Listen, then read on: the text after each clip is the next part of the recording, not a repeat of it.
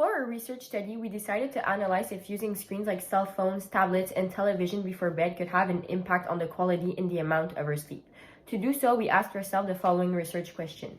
Is it true that screens disturb the quality of sleep?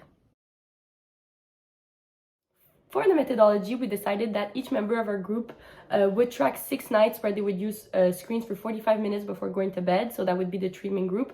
And then track 6 nights where we would not use screens before bed for 45 minutes. So that would be the control group.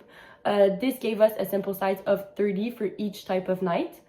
We also chose the 45 minutes randomly. We also chose to do a 90% confidence interval and a 10% significance level. In order to observe an impact on sleep, we took 2 measurements. So the first one was the duration of sleep. So we tracked how many hours we slept each night.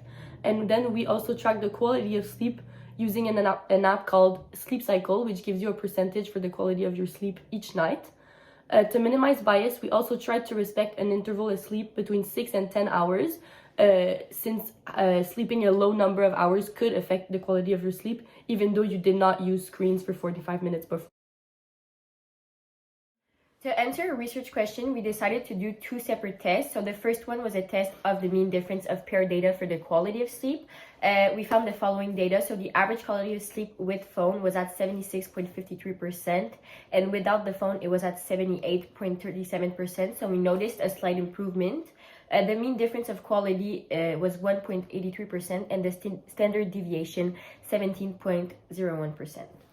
We then decided to do a 2-sided test where mu1 was equal to the average quality of sleep with phone and mu2 was equal to the average quality of sleep without phone. We found that the p-value was 0.56, which led us to the conclusion that at the 10% significance level, the data does not provide sufficient evidence that screen usage 45 minutes before going to bed will have an impact on the quality of your sleep. The second test was also a test of mean difference of pair data, but for the duration of sleep.